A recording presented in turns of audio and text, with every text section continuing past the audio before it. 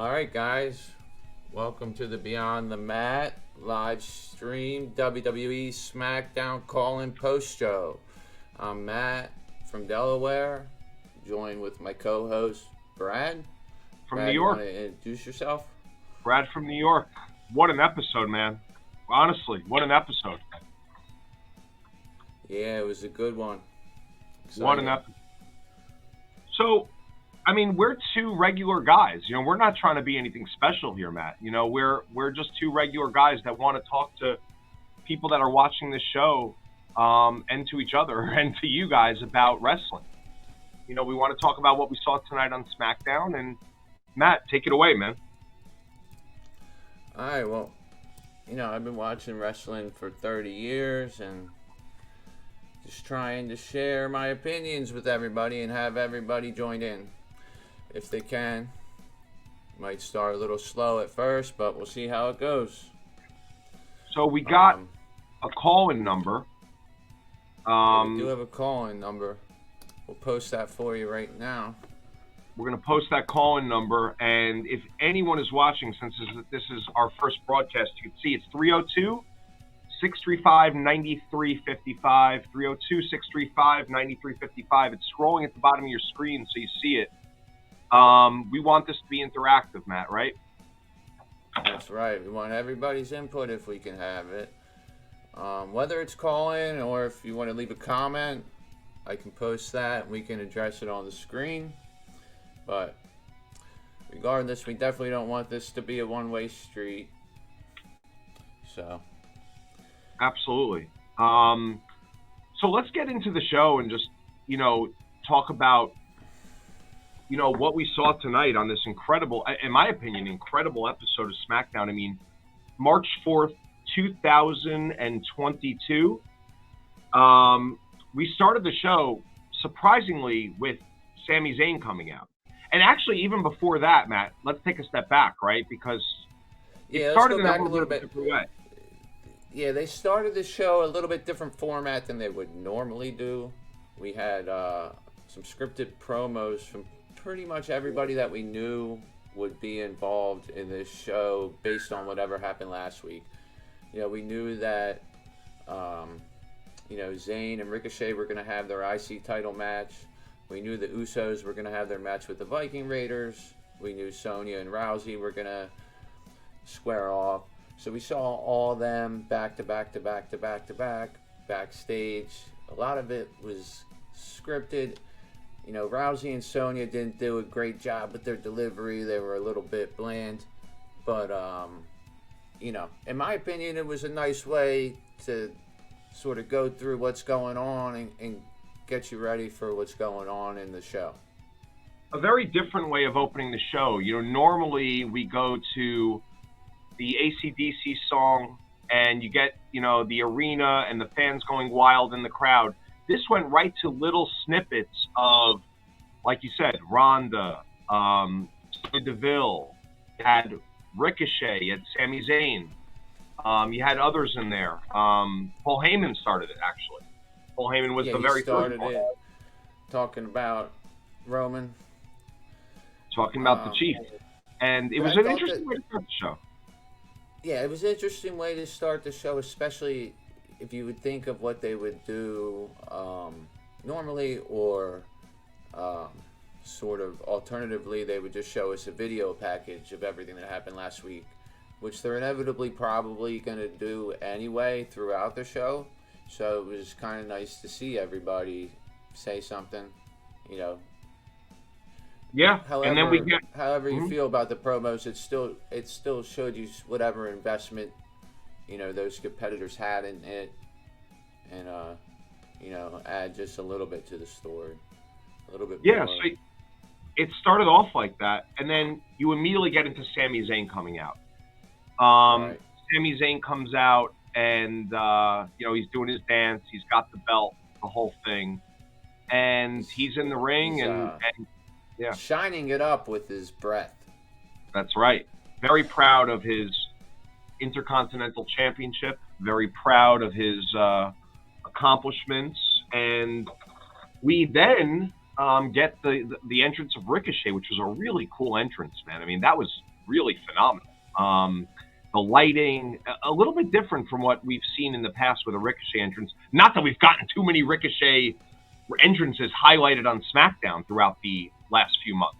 That hasn't been Right. something He's that has been usually featured. out there during the commercial break and waiting for Rich Holland or somebody. You know what I mean? Exactly. So it was nice to see him get some spotlight tonight. I was happy he won. I'd say more than spotlight, man. I'd say more than spotlight. He, what an incredible athlete this guy is. And to see, I did not think he was going to win this championship. I thought what they were going to do was have Sami Zayn take this title into WrestleMania and have him face Johnny Knoxville at WrestleMania.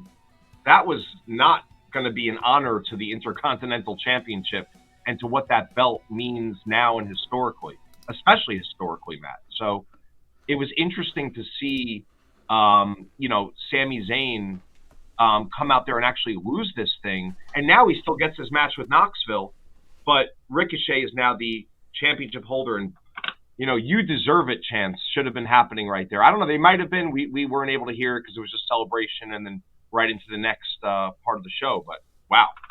Well, I'll tell you what, it was a pretty quick match for what it was. I mean, Zayn entered. They showed a recap of last week's beatdown in Knoxville when he did the haluva kick. And then Ricochet came out. He started out hot. He rolled him up real quick for a near fall. And then Zayn Irish whipped him into the corner and regained control of the match. Hit him with a lariat. Slowed it down with the chin lock. But Ricochet hit a step-up Enziguri, went for another near fall. So Ricochet was going for a lot of pins in this match. Eventually, Zayn ended up outside. He got super kicked on the apron, and Ricochet jumped over the rope, tried to go for another super kick. Zayn blocked it, then did a belly-to-back suplex on the apron. Then we hit a commercial break. Once we got back from the commercial break, we saw Zayn stomping away at Ricochet in the rim. So Ricochet was down, had him in the corner. Sammy was on the top rope. Ricochet pulled him down, slammed him, goes for another fall, gets a 2 count. Zayn's on the outside, and this is where Ricochet really looked good. Hit a really nice looking springboard Hurricane Rana, but Zayn blocked it and powerbombed it. Went for his own fall, but only got 2 count. Zayn taunted, went for an exploder suplex, but Ricochet countered, got a near fall. Zayn rolled out to collect himself, and this is where Ricochet ran the ropes and did that beautiful running handspring moonsault to the outside. They got back in the ring. Ricochet went up top. Zayn knocked him down. Then all of a sudden, the Jackass music turns on. Knoxville runs in, gets up on the apron. Shirt says Intercontinental Chump. Zayn gets distracted by this. Ricochet comes over, hits him with the recoil for the 1, 2, 3. Yeah, Ricochet's and the champion. I thought that match was going to end really weird. If you remember, 3 seconds in, maybe a second in, Ricochet had a little, pin move that he went for that. I don't know. I just thought it was going to end really quick. And then, Sami Zayn would kind of say, hey, I was kind of bulldozed. I wasn't ready. I need a rematch, but that didn't happen. But yeah, once you heard that Jackass music come in and Johnny Knoxville come in, he got distracted and Ricochet could not have pulled off that move any more perfectly. It was perfect. The pinfall. If anyone didn't see it, you have to go back and see that again and again and again. It was perfect. I don't know who'd be watching this show that didn't see it, but at the end of the day, it was tremendous. Tremendous win by Ricochet, and again, one of the best athletes. And then we had Michael Cole and Pat McAfee not even knowing what move he did. I didn't know what it was. I didn't know the technical name of it either, but yeah, phenomenal. Well, I guess for what it's worth, he hasn't gotten too many wins in the last few months, so. I wonder what made WWE want to push him. Like, was it a backstage thing? Was it was it just hey, this guy deserves a push because he's an incredible athlete, one of the best we have on our roster. I just wonder what, kind of transpired leading to him winning this so suddenly, because he wasn't involved in a storyline. It was just like, hey, I want a match. Got it, you win. Yeah, I know that within WWE, they view Ricochet as like the number 2 mid-card guy on the SmackDown brand. That's what's been reported anyway. So they definitely see a lot of talent in him, but we've seen him get squashed a lot lately. But then again, he's getting squashed by guys that are in tag teams. So, like Ridge Holland, he's with Sheamus all the time. You know what I mean? So, and they're feuding with the New Day, which we'll get to later. But, so Ricochet, although he's been kind of squashed, for the purpose of building these other guys like Ridge Holland, it doesn't necessarily mean that he's a weaker character. No, not at all. But it was just surprising. It was just surprising. Yeah. I think everyone was surprised. I didn't think he was going to win it. I just don't know if everybody looks at it that way. Everybody looks at it from the side of he's getting squashed by this guy, squashed by that guy, squashed by that. Well, if you look at it the other way, these guys are being built up because Ricochet's actually a pretty good wrestler. Yeah. No, and look, again, he deserves it. Now he's Intercontinental Champion. So everyone who beat him, they actually beat an Intercontinental Champion. And this is where I would love to hear from, if you want to be optimistic that way. 100%, Matt. And this is where I'd love to hear from people, listening. I'd love to, see if anyone out there thinks, like, what's next for Ricochet? Like, who is going to be his WrestleMania opponent? Because he's going to have one. He's going to have an Intercontinental title defense at WrestleMania, you would imagine. So where does that come from? Obviously, that's part of the storyline. We have plenty of weeks left leading up, and I'm sure there will be someone that would step up. I don't know who on the roster on SmackDown, and we're going to get to the crossover that happens next in the show with Austin Theory coming in and everything like that. But who is that person that steps up to challenge Ricochet? Well, let's think about it for a minute. Let's think about it. And if any of you have an idea, call us. If anybody has an idea, call us or post a comment. We got a comment here. Let's see what Kobe says. Kyle, is it possible Ricochet is just a placeholder for the IC title? Just a short while and then have to dump it to someone else? I mean, absolutely. That's always a possibility. But like I said, he is viewed as one of the top singles competitors they have. So, But you know what, Kyle? On that point, I don't think they're going to do that because you can't have this title that is so prestigious bouncing from person to person to person to person. You got to at least give him, I would think, until WrestleMania. You know what I mean? I don't think he's going to drop it before them. And I think he will probably maintain it beyond that. I don't think a long time beyond that, but you never know, man. It depends, I think, on his popularity and how the crowd takes to him and what happens from here, Matt. I just cannot see this guy. Sami Zayn had it for 2 weeks. He had it for 2 damn weeks. I don't think Ricochet is going to have it for a week or two and be a placeholder and then just drop it again. I mean, it almost makes the belt look silly, Although, you look at what they did with the WWE Championship, and it's the same thing. Brock had it, Bobby had it, Brock had it. So, who knows? Yeah, but like I say, like we've said, they got painted into a corner, COVID-19 and change of plans. We don't really know what the hell really would happen. With the IC belt, Nakamura had it forever, and a lot of people don't realize he didn't defend it because he couldn't wrestle. He was hurt. That's right. You could say, okay, he's hurt. Why don't they drop it? They didn't want to do that for whatever reason because he's probably highly paid there. I mean, I know he's highly paid there, and he is he's a good wrestler, and they probably didn't know the timetable for his return, and it went longer than they thought. But eventually they got the belt off him. I think with Sami Zayn, I wouldn't have been upset if Ricochet lost this and Zayn kept it for a while.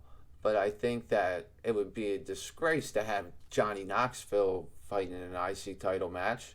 Disgrace. And everybody else thinks the same thing. Absolutely. But and I also think that Ricochet, like you said, will hold on to it for a little bit. I don't even, like you said, don't even know who the hell they're going to put up against him. Who do they have in SmackDown that's a singles? Well, it has to be a singles heel too. They're going to break Sheamus away from that new guy, because we saw that being set up for something else. Too busy beating up that ATV.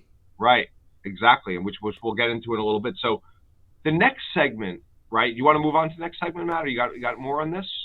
No, we're good. Also, the only other thing that I wanted to add about that is that later on we see Zayn backstage just tearing apart boxes or whatever, yelling at somebody to stop following him, and then eventually we realize he's talking about Knoxville, and then he says, "Why don't you follow me to Dallas, Texas for Mania?" So that's right. We have breaking news: Sami Zayn will face Johnny Knoxville at Mania. So that's right. And the next segment, we get right into Austin Theory coming out, right? We see it go to commercial. Austin Theory come out, like you said. Sorry to interrupt. He comes out with the Raw graphics and everything, and even says, "I'm from Monday Night Raw," just in case nobody knows. Yep, he's from Monday Night Raw, and he's here, and he is the protege of Mr. McMahon.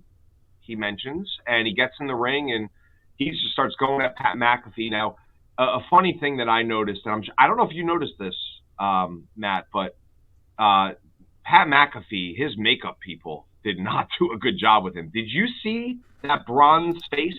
In one of the biggest moments of his life to be on camera, did you notice that? His face was all like... I saw that. I mean, maybe the slap smeared it up. Made it look worse. It was before that, man. It was before that. And go back and watch it, or whoever. It was really interesting. They were doing something different this week because they knew he was getting hit. I don't know, but they gave him a bronze. I was like, I thought they pulled a mask off his face. Nah, they gave this guy. It looked terrible. It was like he had a tan and like a small little circle of his face, and then everything else was the normal color. But it looked really weird. I mean, I know obviously they do makeup on these guys before they go on TV. Of course, that's a normal thing when you're going to be on camera in front of millions of people. But boy, not a great look for Pat McAfee. Not his fault at all, but they did not do a great job with that. So Austin Theory comes out. He should have really knocked him out somehow. McAfee ends up on the ground. They go to commercial break. McAfee takes the rest of the night off.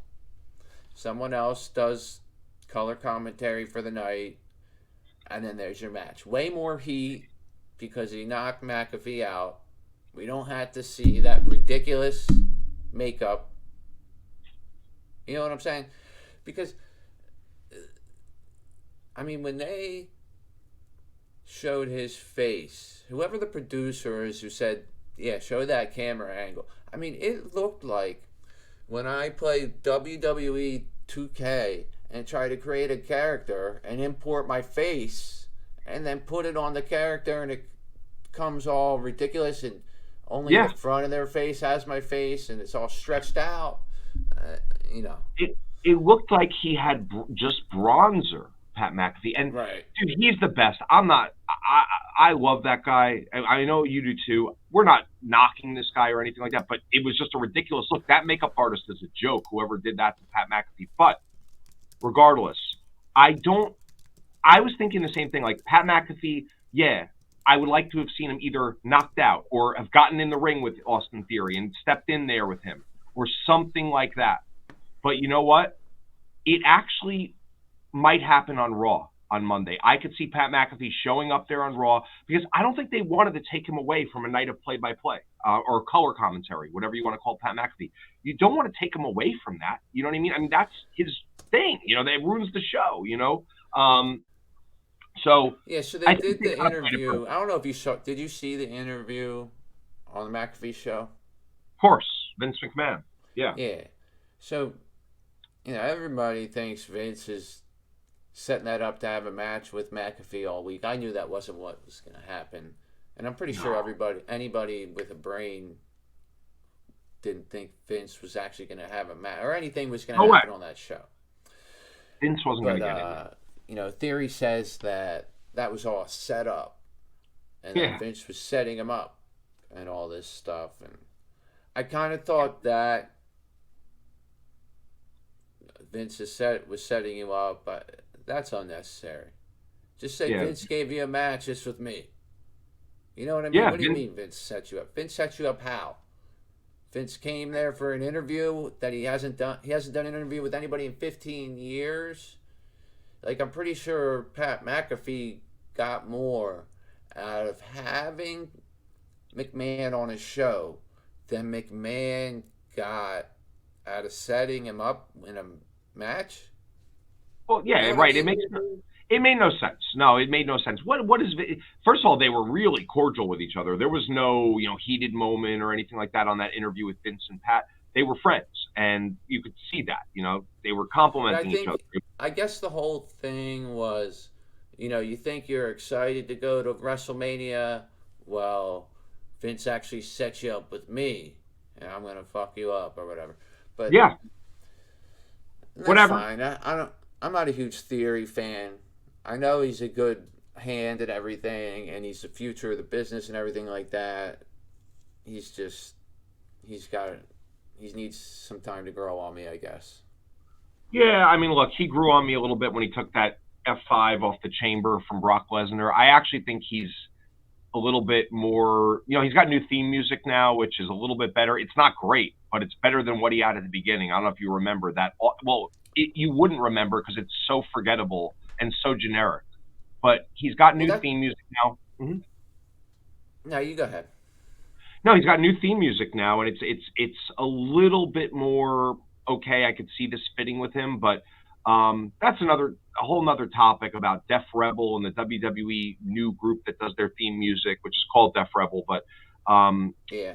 regardless, Austin Theory has grown on me personally, but I could see how he hasn't on others. I could see that. But hey, man, this is a big moment for him, going against really an internet sensation in Pat McAfee. This is another big spot for Austin Theory to prove, like, I'm something big here, and I'm not just a mid card guy.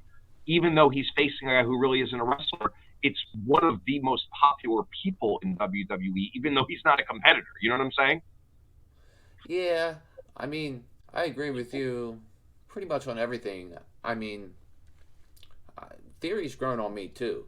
If you ask me now what I think about him versus what I thought about him 6 months ago, I didn't want to. I wanted to turn the TV off when he was on there. But now, he works well. It, the chamber thing was great. He can take it from anybody. Obviously, Godzilla freaking threw him off of a pod. So, Absolutely. I respect him. I think he's good. I just think that I'm sick of the selfie thing and stuff like that. It's like, move on from that. You're becoming a better character here, a better wrestler. You don't need the phone. He was doing the selfie thing all the way back to the stage. It's totally like, those are the kinds of things. And I know we're talking about SmackDown, but like, it reminds me of the things that like Damian Priest does. Hmm. Like, people were liking him until he started doing this Jekyll and Hyde bullshit, Stupid. and now he did his heel turn, but people didn't like him anymore anyway. And Theory, you know, he's catching on to me. I like seeing him matches.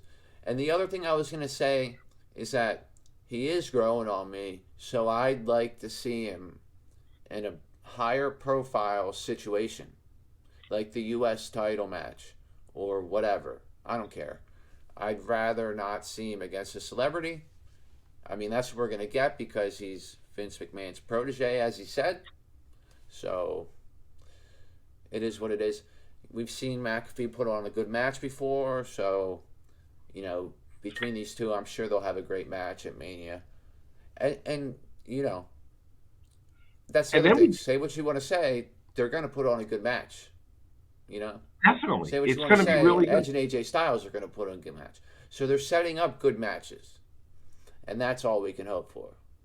Austin Theory. I mean, I guess we should get off this, but at the end of the day, like I don't even know who's going to win that match because Pat, is going to be the fan favorite. But do you want to make Austin Theory look that weak by losing to an announcer?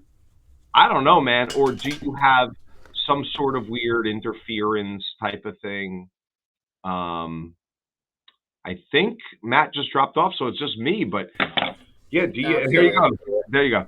See, but do you have some weird sort of interference that happens, and that kind of, I don't know, that sort of taints the match, and it ends in some really strange way. But maybe Vince turning on Austin Theory would be the way that this thing ends. Hey, I was never, against Pat McAfee. Austin, what are you talking about? You came out to, who knows, something like that. So, Naomi, right after that, Pat's pissed. He gets the headphones slapped off his face, right? Oh yeah, And he then gets up on Naomi the starts, table and says, come back here, I'll kick your ass." But nothing comes of that, and then we get Naomi's entrance and a commercial break, and then Naomi comes out with Sasha, and Sasha looks like a hologram.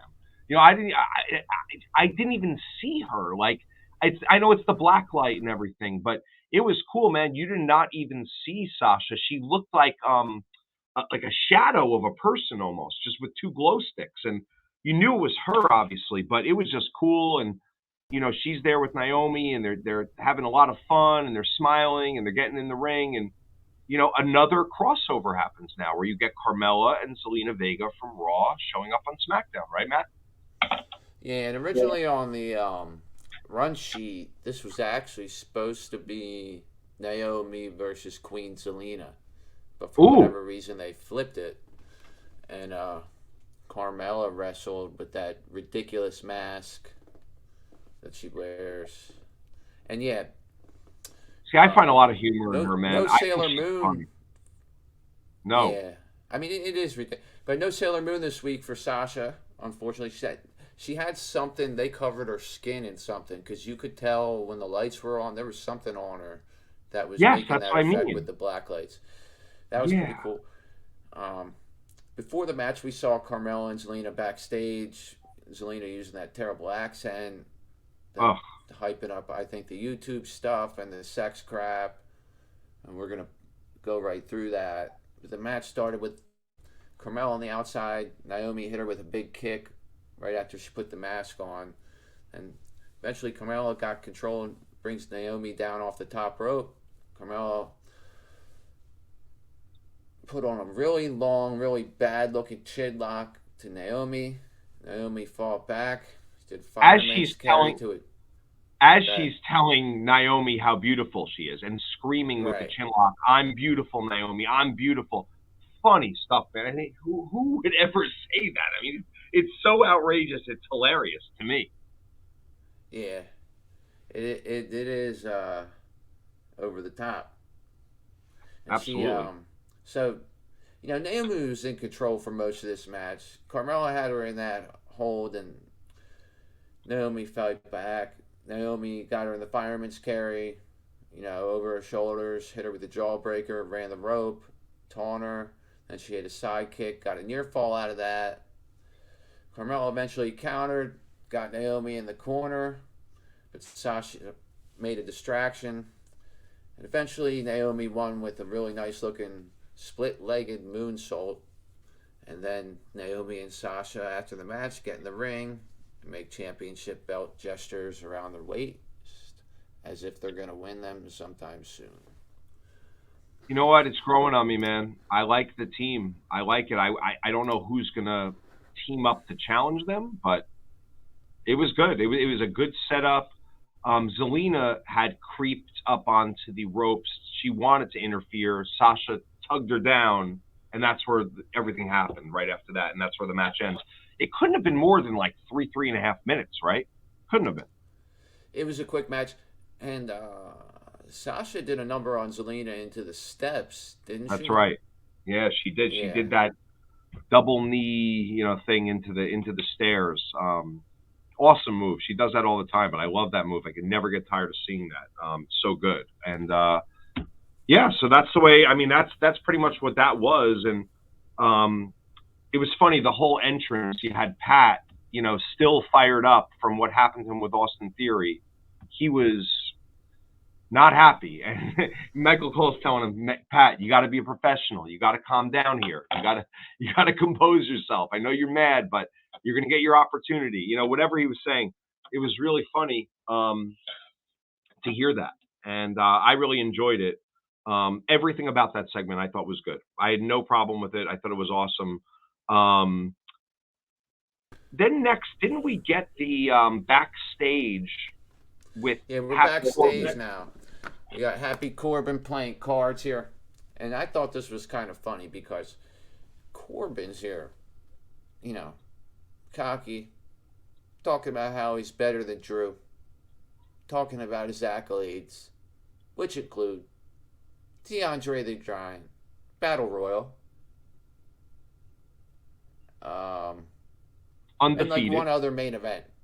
And then he's undefeated since he's been Happy Corbin. Yeah, he's undefeated. Meanwhile, Drew McIntyre's been a Universal Champion. He's been the WWE Champion. He's defeated Brock Lesnar. He's defeated Goldberg. Yep, absolutely. So none of those things are relevant. But a great joke from Madcap Moss. I mean, the Loch Ness Monster joke. That was actually a really funny joke. What was it? What do you call it? So Madcap does a good impression. Very good. A Scottish accent. And what does he say, Brad? It was, what do you call a Scot who... it was something about the Loch Ness Monster and that Drew McIntyre basically took a shit in his bathtub. That was basically what the Loch Ness Monster was. That he thought he saw the Loch Ness Monster, but something like that. Right? He said Drew was telling stories of sea monsters. Yeah. Madcap says the only sea monster he found is a poop in a bathtub. Or something like that. It was funny. That was a funny joke. And then, I mean, I didn't do it justice. No, neither did I. On the show.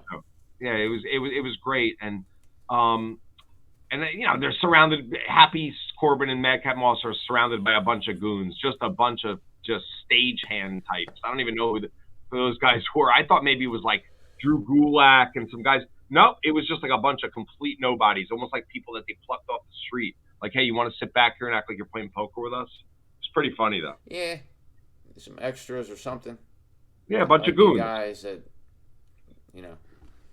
who knows? So then we get McIntyre's entrance. McAfee says, can you imagine if Drew McIntyre doesn't like you?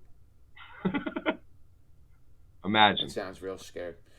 So he's over the Austin Theory thing here. Then we hit a commercial break. When we come back from commercial, they show Ronda Rousey backstage, jumping around, getting ready.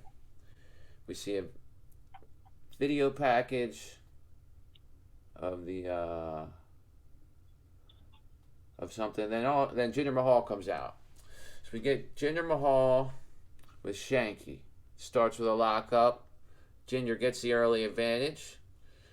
Then pretty much Drew takes this one over. He gets a shoulder block, chops the hell out of Mahal. Mahal comes back with a heel kick for a quick one. Then he puts a rear chin lock on McIntyre. McIntyre throws him into the corner. Throws him with a neck breaker. Sets him up for the Claymore. Swanky interferes. Mahal takes advantage of the interference. Tries to put a rear chokehold on McIntyre. McIntyre powers out. Impressively strong here. Hits him with a Glasgow kiss punch. Claymore kick. And the 1-2-3. McIntyre defeats Jinder Mahal. I think we all were expecting that. And Shanky doesn't even get recognized. Shanky doesn't even get recognized. Like, Jinder comes down. Say he was coming out. No. He wasn't with Jinder Mahal when he walks down the aisle. That's how low he has sunk. he's not even recognized as part of the team with Jinder Mahal. He's just whatever. He's not even the manager. He's not the sidekick. He's nothing. They showed him for a split second on the outside of the ring. Drew looked great, obviously. Great ending, feel-good moment, happy stuff. Kayla's in the ring with him. They start getting into a little bit about Happy Corbin, and Drew kind of takes it from there and fires up the crowd, asks them all, who's still excited about Happy Corbin? Who likes seeing him on their TV? And everyone raises, who does not like seeing him on their TV? Everyone raises their hand, the whole crowd. Yeah, that was pretty funny. Yeah, that was great. He said he'll do everybody a favor at Mania and take him out. So yeah, he's going to take him out at Mania. He's going to do everyone a favor. He puts the sword in the camera, and they then show Corbin backstage. He looks scared, shitless. And if you noticed, Madcap tried to kind of give him like one of these, like, hey, buddy, like that, like to Corbin. And Corbin, he was scared, and he was not happy with Madcap even. I have a feeling that team's going to break up. That group, Madcap and Corbin, I don't think they're going to be long for each other. I think Madcap's almost become a bigger star than him, man, which is weird, but he kind of has, right? Well, yeah, I mean, the way that they're presenting everything, I mean, Madcap sort of emerged. Everybody's kind of seeing what he can do and kind of liking him and waiting for him to get rid of those suspenders and really do something. And Corbin's been just strapped with the worst gimmicks I've ever seen. I don't know what that... He's never had a good gimmick. And it's not even like these are bad gimmicks. These are terrible gimmicks. Yeah, but he's a good worker. He can wrestle. He can fuck somebody up. Absolutely. And he's very good on the microphone. He really is. He's good. Right. I don't know what it is. It's almost like how Chad Gable has come up with this thank you and shush, and he needs something. But even the idea of Gable's character is better, and I don't know what you can do with, the Happy Corbin character. If you were playing him, what would you do? Oh, man. And nobody's going to take that seriously, and you know it. It's just, I mean, he's never lost when he's been able to do his finisher to somebody. But he's rarely in that situation. Why?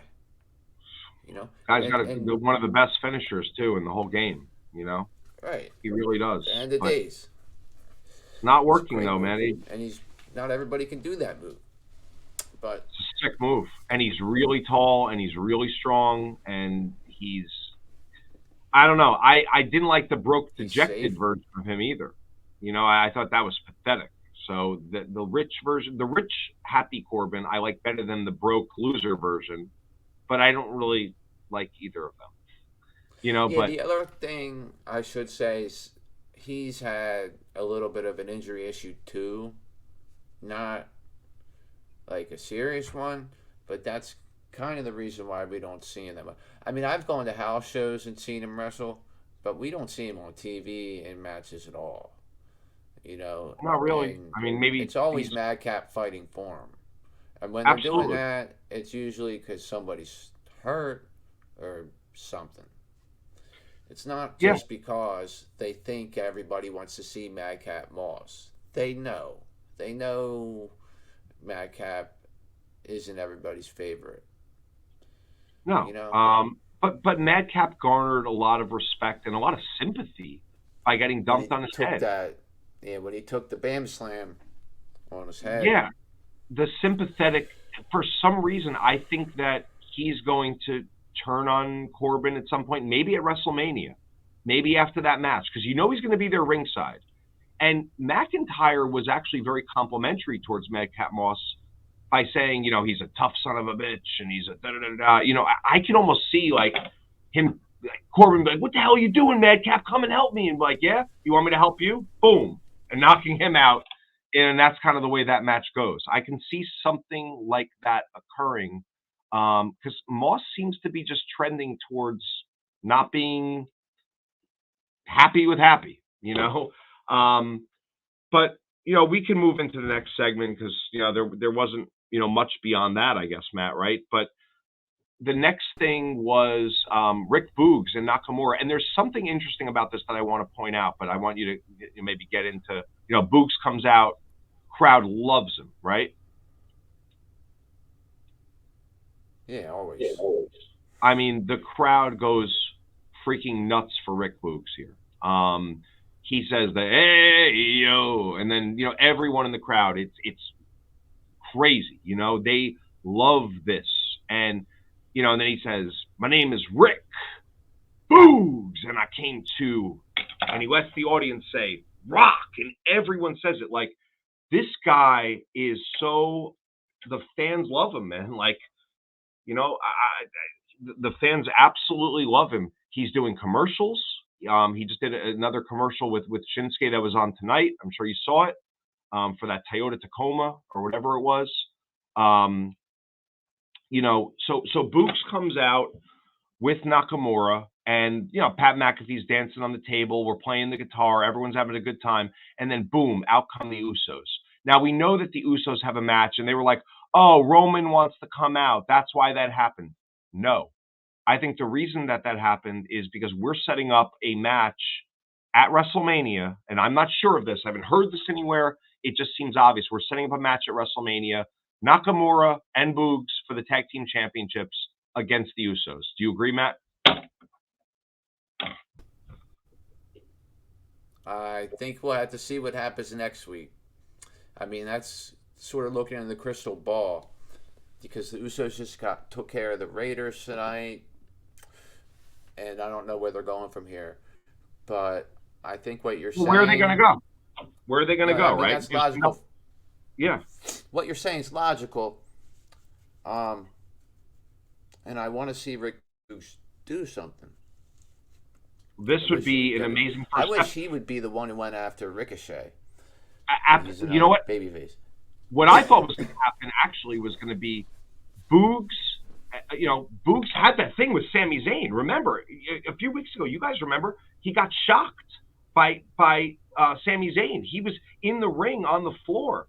That was before Zayn won the Intercontinental Championship. He wins it from his best friend. What better excuse do you have to say than, "Boogs, go get it back for me"? You know what I mean? Go win that championship. I want you to get it. I thought Boogs was going to be the person, not Ricochet, who was going to win the championship. But Ricochet's too well liked. Boogs is too well liked. I can't see either of them going and turning into a bad guy here. Yeah, Boogs isn't ready for a title. I mean, maybe the tag titles, but he's not ready for the IC belt when you have somebody like Ricochet and other guys that are better and more well known and been around longer. They deserve that more. But no, Boogs is a hell of an athlete. I think that's a good prediction. Yeah. Usos versus Nakamura and Boogs, but I kind of would. There's all these different. You got the Lotharios. You have the Viking Raiders, Usos, New Day, Sheamus and Ridge Holland, whoever else on SmackDown. I have a feeling that the way that they're going to handle the tag team championship on SmackDown at Mania is they're going to have some kind of four-way or like a tag team turmoil gauntlet where they have that, the winner of that faces the champions or something like that. We see that a lot. That they could do that. They could have done that with the women, but the women are going Sasha Banks versus champions, Sasha Banks and Naomi. So yeah, like they're doing now on NXT. They have the Dusty Cup. I don't know if you watch NXT. I do. They have 8 kind of groups just teaming up, and you have the quarterfinals, the semifinals, the finals. There you go, boom. And then that team that wins that gets a shot at the tag team championship. So you're right.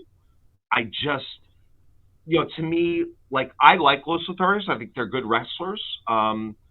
I think we saw later in the show, after the Roman segment, what's going to happen with Big E and Kofi Kingston and who they're probably going to be up against in WrestleMania, based on what we saw tonight.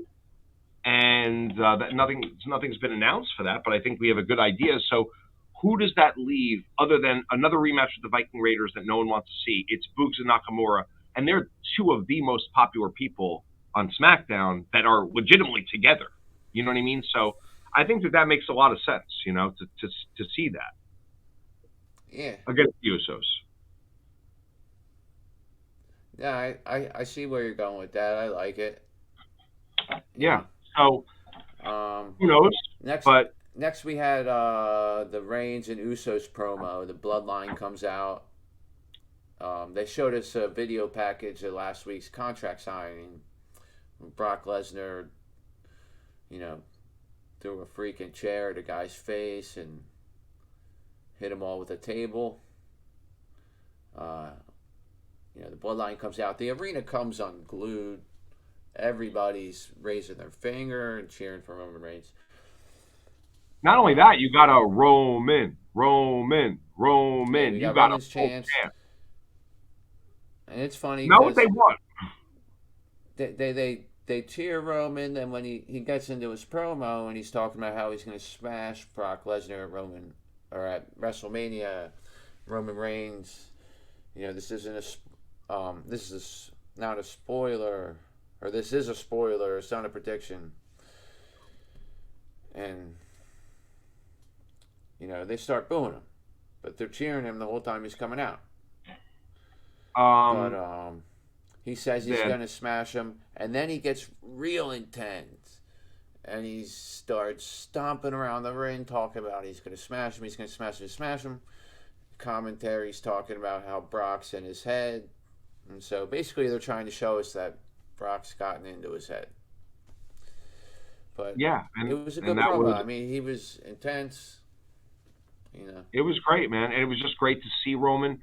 A very interesting thing is I heard a few months ago, and if you notice, if you reflect down upon every SmackDown that you've seen over the last year, Roman opens the show or Roman closes the show. There's no other option. This is the first time I've ever seen Roman in the middle of the show. You know what I mean? Like, not the biggest deal, but can you think of one other time that he wasn't the beginning or the end? I can't. No, not one. Of my head. But not one. It did look, even when I looked at everything that was going to happen, I was like, why the hell is Roman coming out in the middle? But they did that right at the turn of the hour, and then they played a shitload of video packages. Like, it took forever for the tag title match to start after that. Yes.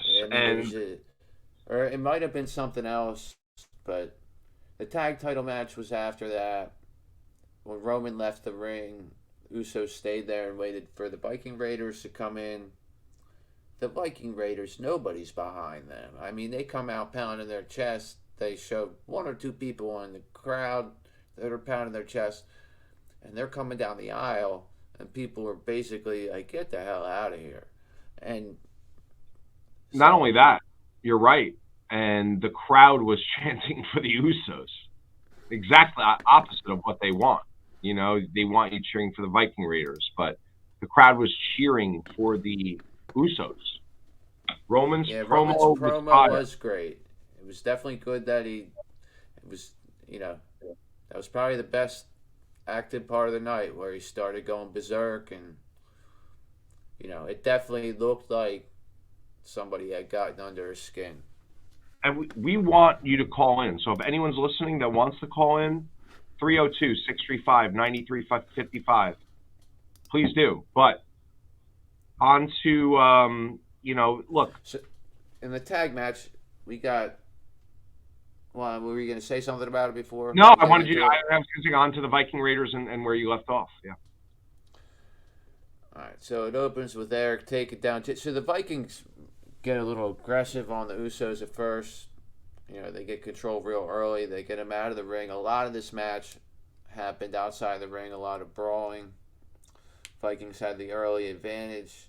Vikings get a 2v1 on Jimmy, but Jay saves him. They were going for the Viking experience. Jay came in, got Ivar into the corner. Usos went for a flapjack and slammed Eric. Then everybody was on the outside. Eventually, Eric and Jay were in the ring. Then they threw Eric back out of the ring. More work outside of the ring. Eric and Jay they were just trading kicking blows. their ass outside of the ring. Yeah, Ivar was out for a long time laying by the announce table. So there was a lot of 2-on-1 with the Usos beating the hell out of Eric. They throw Eric over the timekeeper's area, and then so both Viking Raiders are down. We go to a commercial break, and the commentary's like, "Can the Viking Raiders bounce back?" So we come back, and it looks like a normal tag match. Jay's on the apron, Ivar's on the apron, Jimmy and Eric are in the ring. At one point, Eric was on the ground after a super kick. Jimmy went for the Uso splash. Eric got his knees up. Ivar slammed Jay. They hit the Viking experience, went for the pin, but Jimmy broke it up. It definitely would have won the match if Jimmy didn't break it up. Then Eric was on the side, looked for the hot tag. He got it. Jimmy got his hot tag. Viking Raiders attempted the Viking experience, missed it. Jay hit Ivar to block it. Then Jay and Eric exchanged roll-ups. And then suddenly the Usos out of nowhere hit the 3D for the 1-2-3. Retain the titles. And that sets up who are the Usos' opponents going to be at WrestleMania. We still have no idea, Right. But I can't see who else it could be other than Boogs and Nakamura once again. I can't not see any other logical reason that the Usos would kick them. Why not just have them come out? Why even do the Rick Boogs and Nakamura segment if you're not going to do that? You know what I mean? Why even do it? Everything has a purpose, So yeah, I think the reason why I'm not seeing it completely is because I was going to the bathroom for half of that Rick Boog segment. So, but all right. If that's what happened, that makes sense. You know what I mean? They wouldn't have been there if that's not what's going to happen. There's no point in them being there, right? Kyle Kobe, I enjoyed Ivar using the ropes a lot. Big guy in the second and even the top rope. Absolutely. I mean, the athleticism of Ivar and that Viking Raiders team is the best part about their team. And it's incredible to see how agile he is, man. Like, it's really surprising because, he's a big, fat guy. He's not in shape at all. And he just has incredible athleticism, man. He really does. I mean, I'm surprised. I don't know if that guy. Do you know if he was ever like in the NFL or something? That guy Ivar. He looks like he could have been a great offensive lineman. Because he's agile. He can move, and he's got some athleticism. A lot. Yeah, they move pretty good for big guys. That's, I guess, what they like about them. But people just aren't catching on to them. But it was a good match, though. It's better than what I thought it would be. It lasted longer than I thought it would too, which is definitely good. They've definitely been pushing this match for a while. I thought it was supposed to happen like 2 or 3 weeks ago. It was supposed to happen in Elimination Chamber, but Usos attacked him on the way down. So, it was nice to see definitely the Vikings get some offense in there and make it a competitive matchup. And,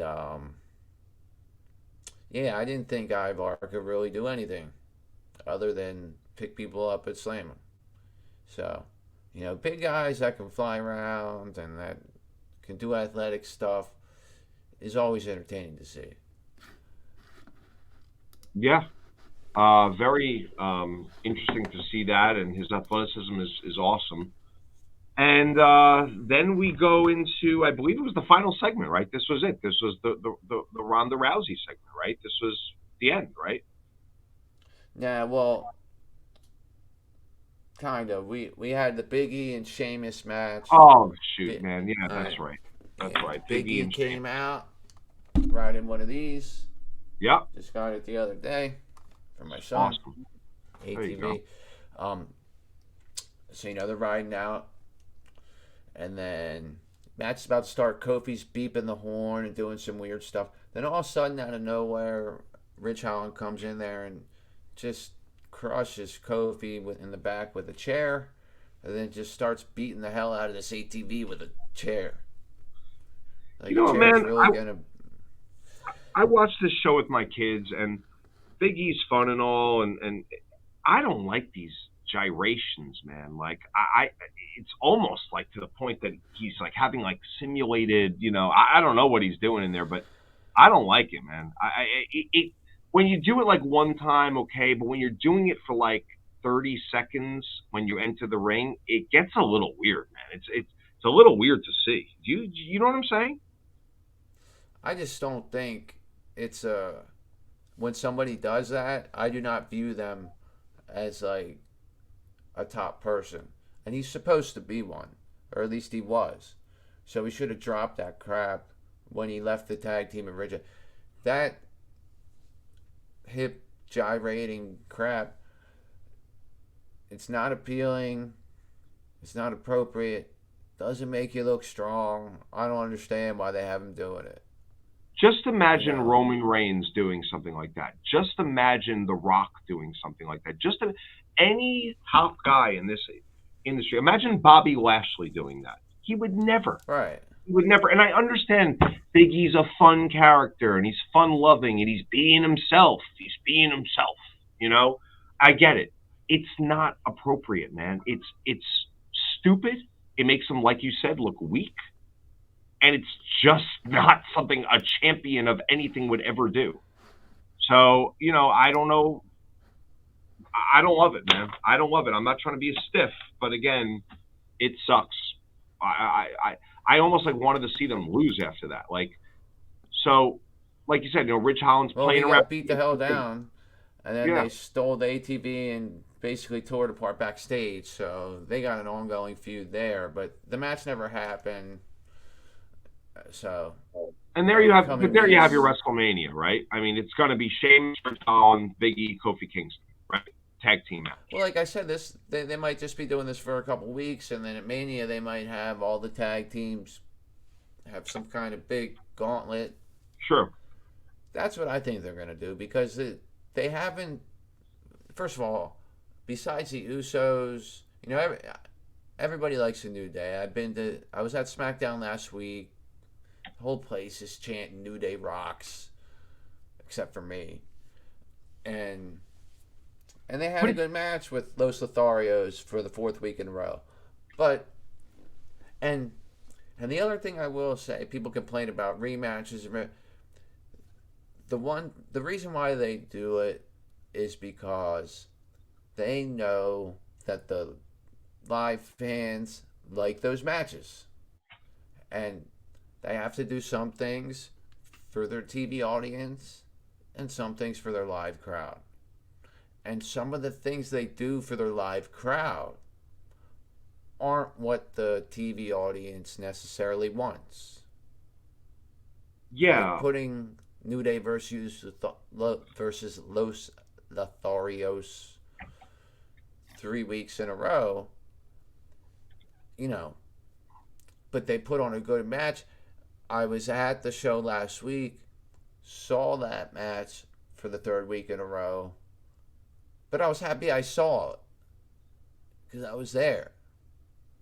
Look, man, it's almost like the concept of the New Day song, the New Day dance, and the coming in and that, chanting that is fun. It's fun for a live audience, even if you're not into them. It's just like a fun thing to do. You know what I mean? It's like, it's just like something you do, like at a baseball game. Charge! Like, you just say it. You don't even know. You know what I'm saying? Yeah, there's people. I mean, I was at Raw in January, and there's a kid. We're at Raw. There's no New Day there, and I got a kid chanting "New Day rocks." You know what I mean? And then he's chanting Usos. Well, the Usos aren't there either, and they're adversaries of the New Day. So a lot of it's just chanting stuff just to chant. Just like, half the people that are standing up for Roman Reigns are just standing up because they know he's a big, important character. And they better Right. stand up. You know Look, what I man. mean? But Yeah. uh, And there was that's a something else I great was going to say about scene that. on that's a great scene on TV. Is to see when Roman comes in. All the cameras are up. Everyone's like this. Everyone's recording. You know what I mean? It's a cool thing to see because it shows you that you're witnessing something special. And it shows the Right. TV And audience it that, and shows yeah, it shows that everybody knows and recognizes exactly what the WWE is trying to put across, and that's Roman Reigns is, the man right now. He is the person to see. When you go there, if you get a chance to see him, you better stand up so you can see him better and make the most of that experience and however you do that, because he is the Rock or the Stone Cold of today, yep, or and it's bigger than that in their eyes. yeah, of course, And so it's, even though he's a heel, it's always been nice for me over the past like 6 months to see how everybody at least respects him. They go back to booing him when he starts talking about guys they like, but when he comes out, everybody stands. It seems like a baby face is coming out. it's and the theme music has a lot to do with that, Kyle. Matt, sorry, I don't know why I said Kyle. I was thinking about Kyle who just That's all right. wrote in, but the theme music has a lot to do with that. Roman's theme song is the best theme song that this Def Rebel group has put out yet. The best new theme song, for sure. I mean, that theme song is perfect, man. It's like a video game theme or something. It's great. No, it's a good song. You know, my soccer team, the soccer team I coach, likes to listen to it before games. Like Yeah, pumps them up or intimidates the other absolutely. team or something. But anyway, let's move on here. So Yeah, Rich we and get into Sheamus Ronda destroy Rousey. that. So this is where we get a shitload of video highlights. We get a highlight recap of the entire show. Knoxville interview from no, we get a Knoxville interview tonight. He says Sammy's sad and strange. And he just came there to remind him he was a chump. Said he put himself through way more insane stuff than Zayn can put him through. That he'll see him at WrestleMania. And he starts chanting Sammy sucks and the arena follows. Then they show Madcap and Corbin playing darts back in whatever room they were playing cards in. And when they, Corbin tells Madcap, you suck or something, they go to get the darts off the board. And all of a sudden, Drew's sword comes out of nowhere and hits the dartboard. And then they move on and replay last week's Ronda Rousey promo that opened the show, where she said that she'll make Charlotte Flair tap out in half a quadrillion, or the first person in half a quadrillion years, or whatever. Now, Ronda looked good when she came out tonight in her Piper gear and all that, but her promos are still so bland. Maybe she'll get more comfortable with it, I don't know. But I don't think her promos have ever really been that good. She was really baby facing it up when she came in. She came out in her Roddy Piper stuff. Sonya entered first. They really put Rousey over when she came in. Introduced her as the former Raw champion, the Rumble winner, baddest woman on the champion, the woman that'll face Charlotte Flair at Mania. So they were really trying to make her look good. They had the camera all over while she's slapping everybody's hands. But she looked good. Looked like she was in a little bit better shape Then all of a sudden, Charlotte entered right when the match was about to start. Ended up being on commentary. There's only about 8 minutes left in the show when the match started, so we knew it was going to be short. The bell rang. Sonya was talking to Ronda, talking crap. Slapped Ronda. Kicked her, took her down a little bit with a clothesline. Ronda monkey flipped her. Then Charlotte got up on the apron and distract Ronda. Sonya hit her in her bad knee with a chop block. She got Rousey down on the mat, goes for a cover, and only gets a 2.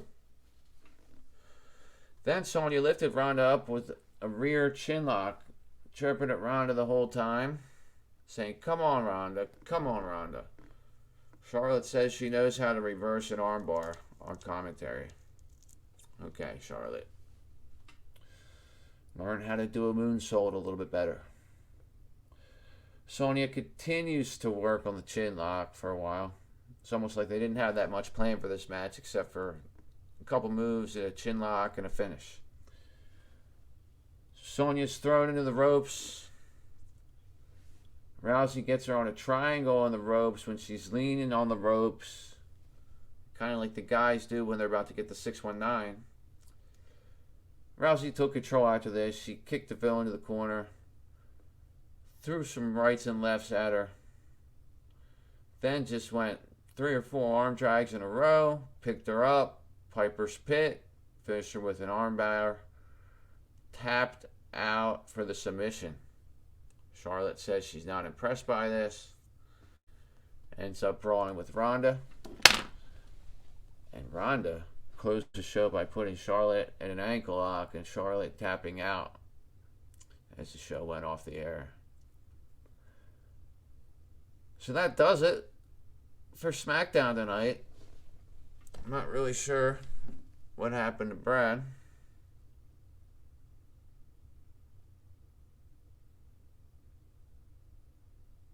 But,